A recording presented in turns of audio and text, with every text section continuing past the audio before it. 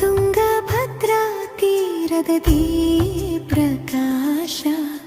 ಬೃಂದಾವದಲ್ಲಿ ಜೀವಂತ ವಾಸ ಕೈ ಎತ್ತಿದ ಕರುಣೆಯ ಸಂಕೇತ ಕಷ್ಟ ನಿವಾರಕ ಶ್ರೀ ಗುರುದೂತ ಅನಾಥರ ಪಾಲಿನ ಆಶ್ರಯ ನೀನು ಅಳುವ ಮನಗಳಿಗೆ ಆಧಾರ ನೀನು ನಿನ್ನ ನಾಮ ಸ್ಮರಣೆ ಮಾಡಿದಾಗ ಹೃದಯದಲ್ಲಿ ಮೂಡುವ ಶಾಂತಿ ನೀನು ಗುರು ರಾಘವೇಂದ್ರ